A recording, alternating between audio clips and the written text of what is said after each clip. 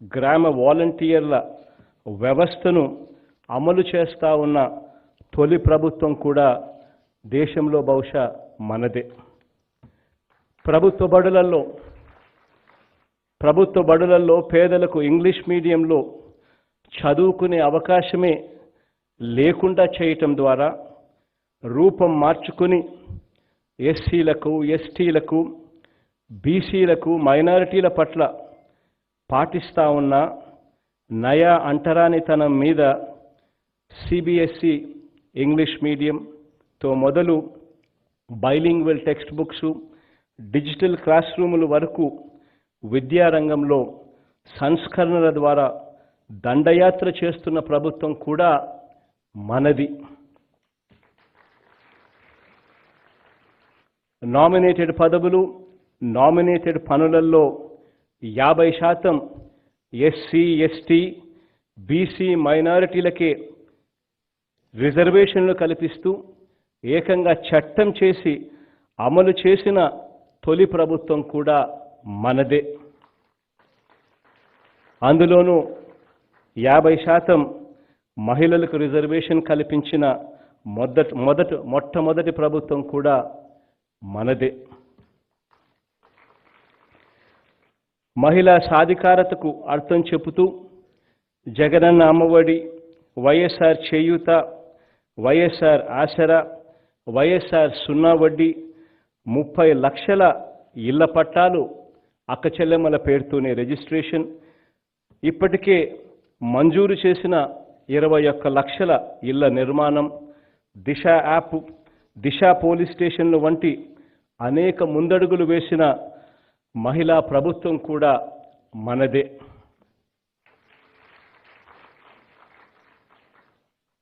రాజధానికి సేకరించిన భూముల్ని పేదల ఇళ్ల స్థలాలకు కేటాయిస్తే డెమోగ్రఫిక్ ఇంబ్యాలెన్స్ వస్తుంది అని,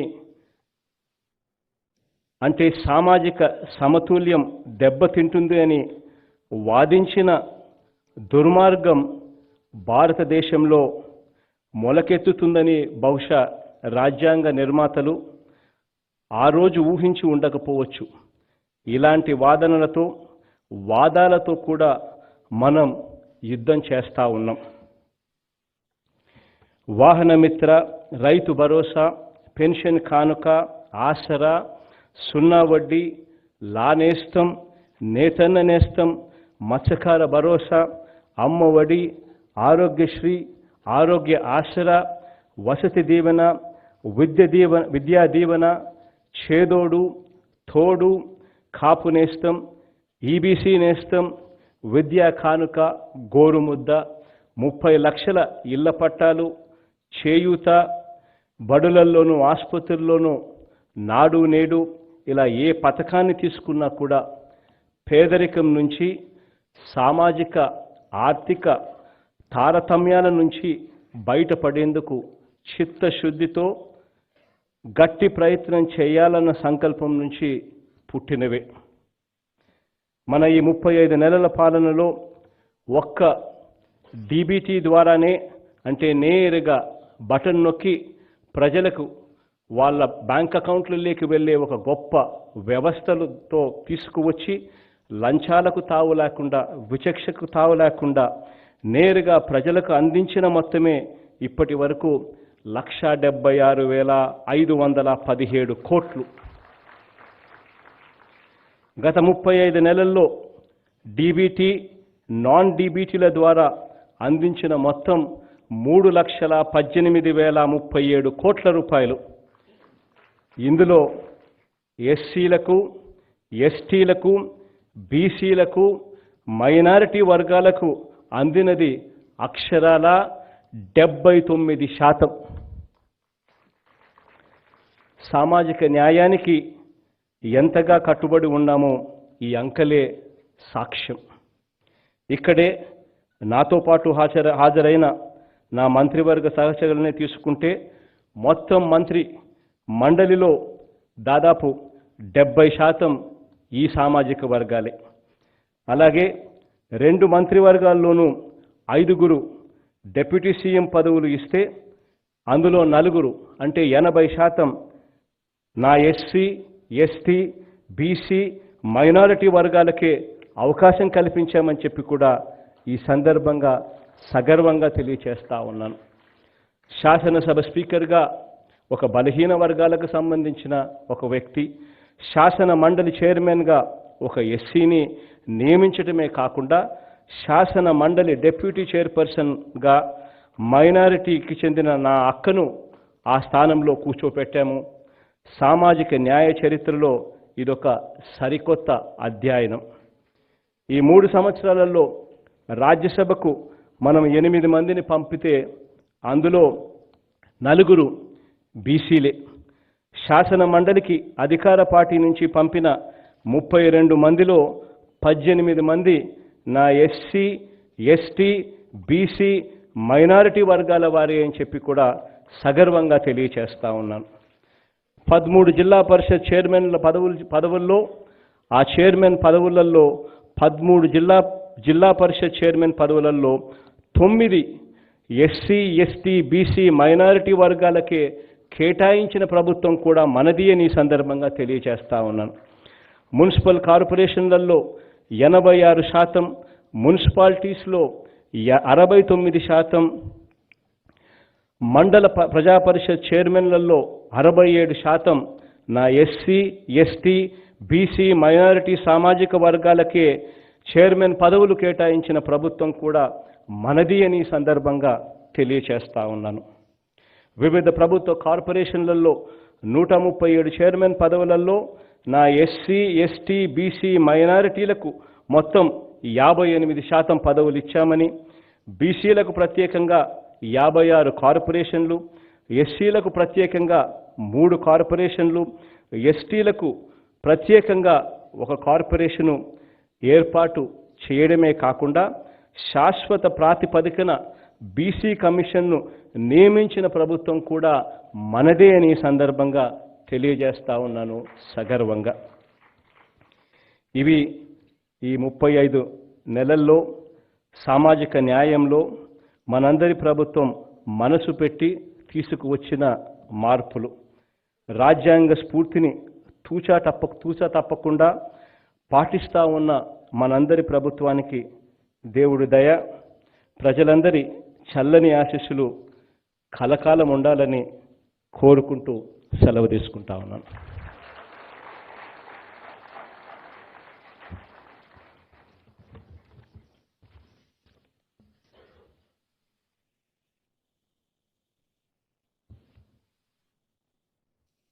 Thank you, sir. Now I humbly request our Honorable Governor, sir, to address the distinguished invitees on this auspicious event.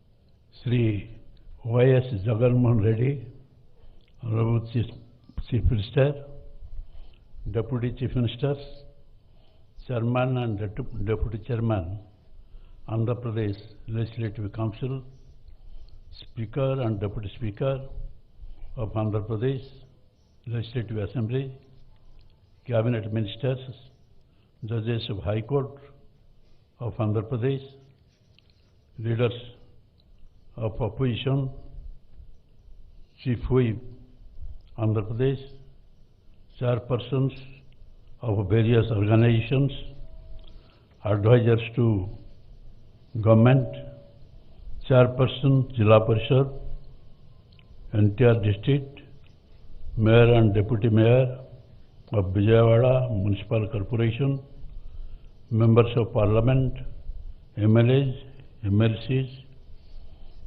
Chief Secretary, Special Chief Secretaries, Principal Secretaries, Government of Andhra Pradesh, Director General Police, Andhra Pradesh, distinguished guests, members of the print and electronic media, Andariki Namaskaram. It gives me immense pleasure to participate in today's program organized to celebrate the 73rd Constitution Day. As you all know, the Constitution Day, also known as Samvidhan Divas, is celebrated on 26th November every year to commemorate the adoption of the Indian Constitution and Jan Bhagidari, and to honor and pay tributes to Bharat Ratna Baba Sahib Dr. Bhimrao Ambedkar and founding fathers of the Constitution for their great contribution. The people of the nation can never forget the services of the makers of the Constitution for giving us the principle on which we derive our freedom and equality to ensure harmony in the society. The Constituent Assembly adopted the Indian Constitution on 26 November 1949 and it came into effect from 26 January 1950. The 73rd Constitution Day being celebrated today is an important day as it forms part of the ongoing Azadi Ki Amrita Mahotsav celebrations commemorating 75 years of independence of India. This year, the Constitution Day is being celebrated with theme Bharat Loktantra Ki Janani, India the mother of democracy. India, with all its plurality, is today the world's largest successfully working democracy, to the great surprise of many countries of the world, because the Indians are infused with the spirit of equality and have had a Loktantrik Parampara since the ancient Vedic times. The idea of Bharat is cherished by millions and millions of Indians living all over the world since times immemorial. It is a well-known fact that Bharat and its system of Lokatantra have influenced civilizations across the world. It is from this line of Bharat that the culture and serving the masses has originated, that made the world to become aware of Lok and Tantra, complement with each other to extend good governance to the people. There is a distinction between Prajatantra, meaning democracy, Jantantra, meaning people and the king, Loktantra, meaning welfare of the people. The first relate to political system of democracy. The second relates to political power held by the people. And the third relates to the representative governance for the welfare of the people.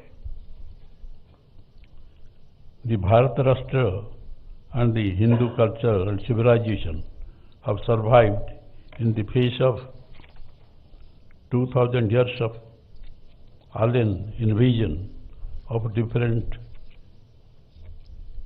ethnicities and cultures, due to its unity in diversity and being a single large community that existed to south of the Himalayas and the north of the ocean.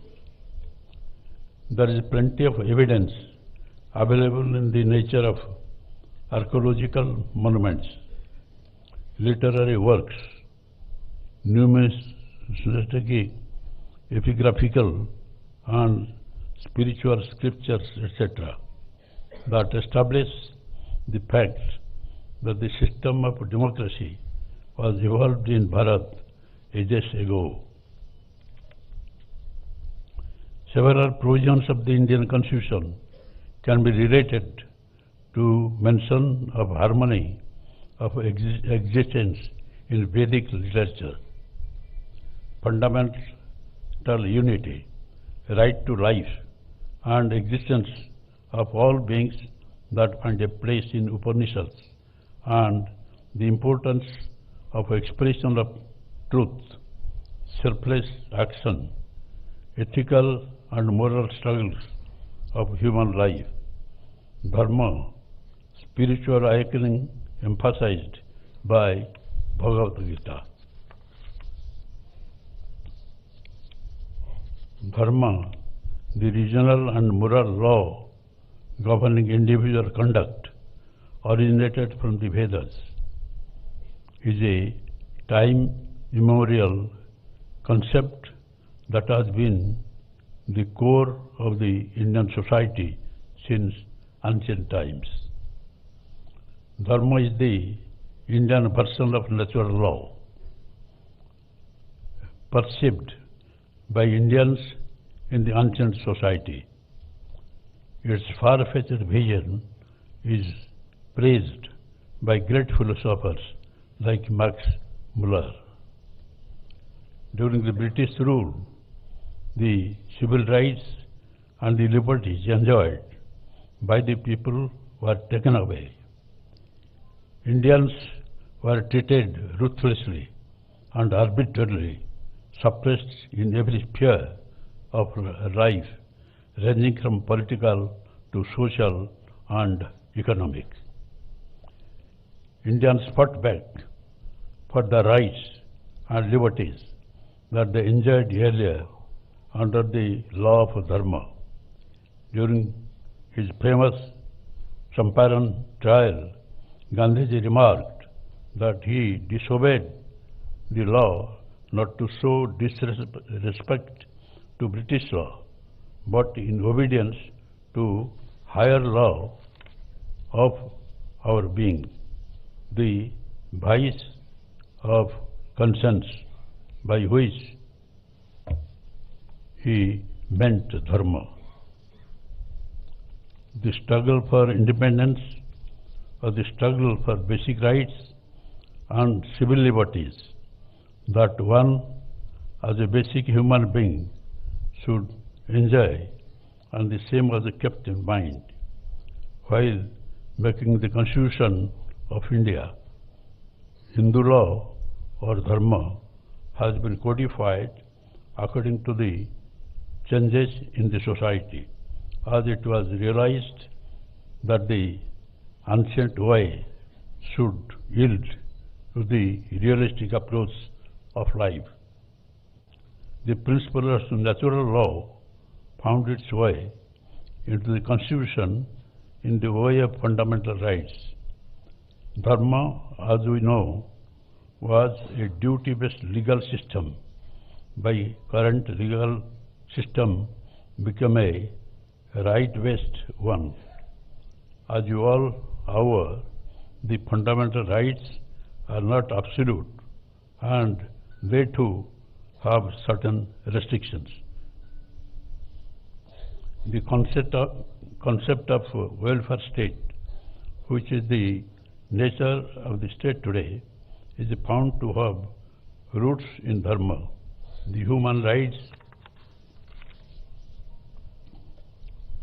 and fundamental rights are derived from dharma, and ample evidence of it is available in Rig Veda.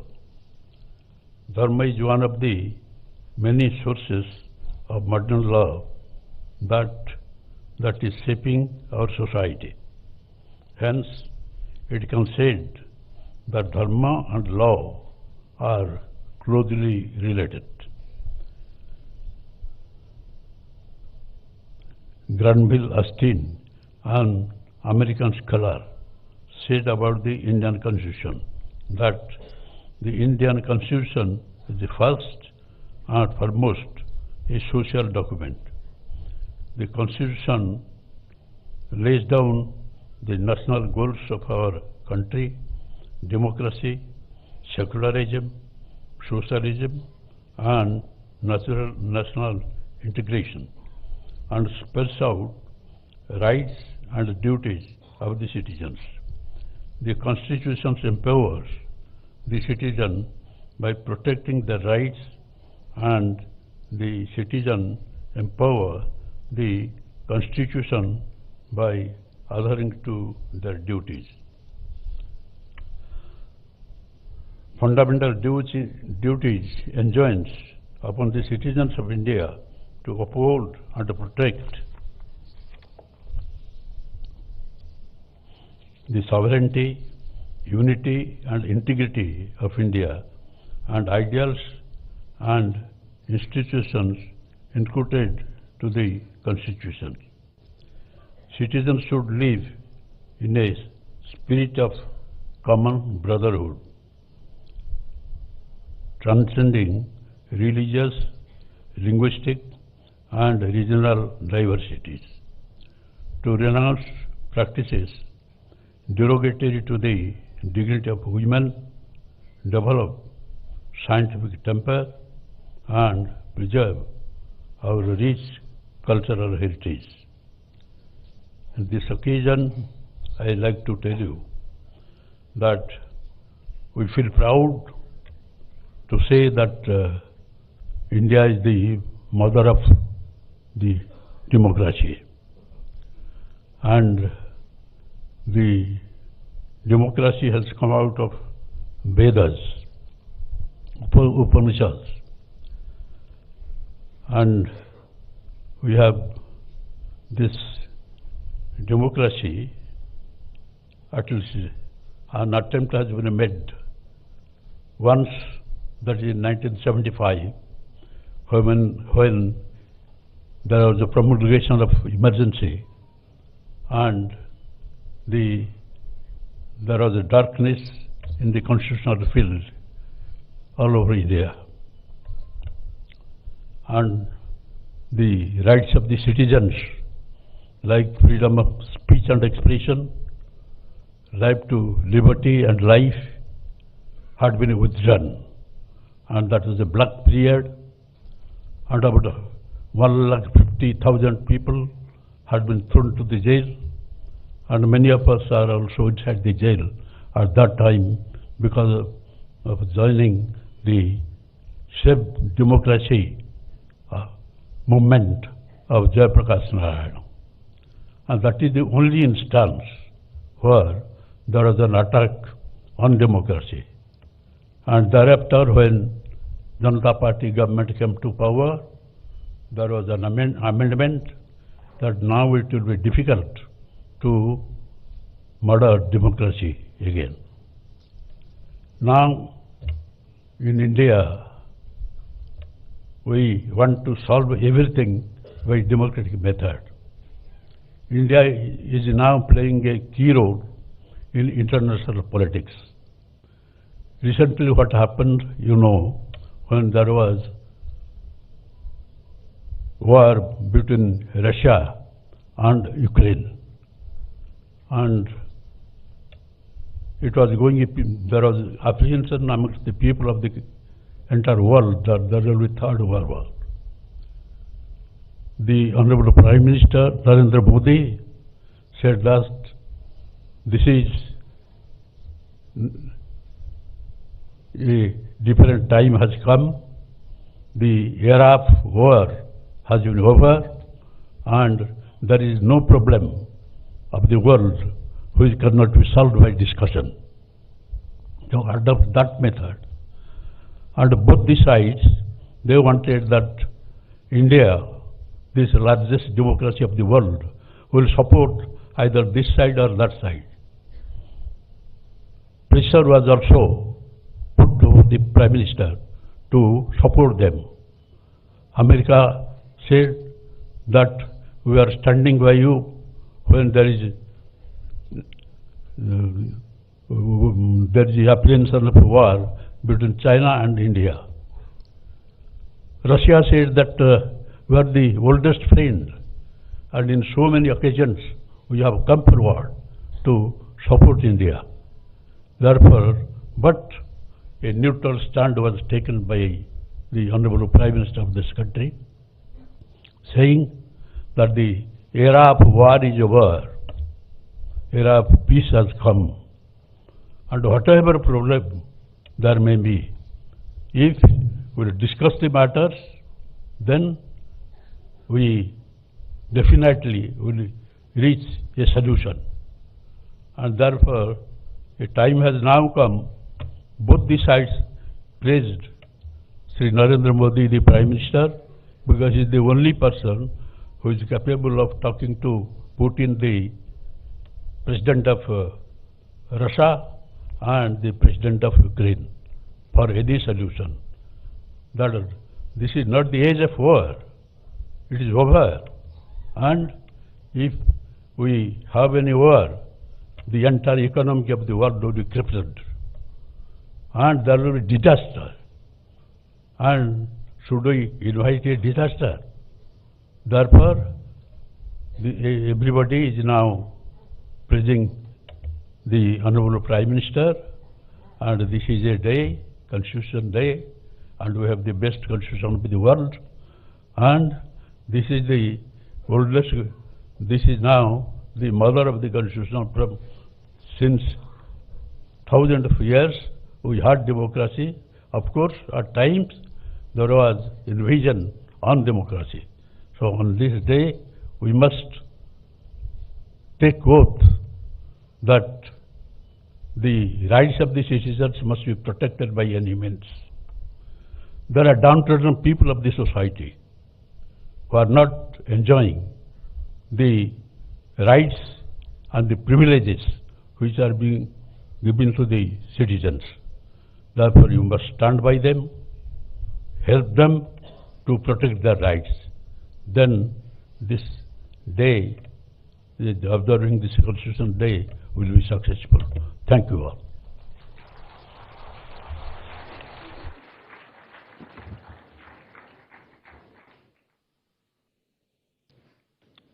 Thank you, sir. Now I request all the dignitaries to please rise for the national anthem.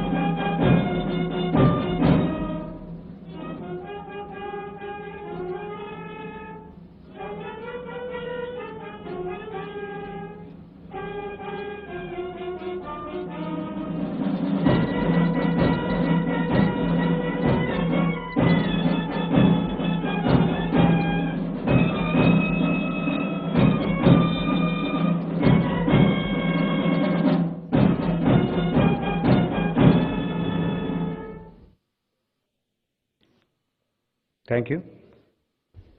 I extend my sincere thanks to all the dignitaries present here. I request all the dignitaries to please participate in the high tea.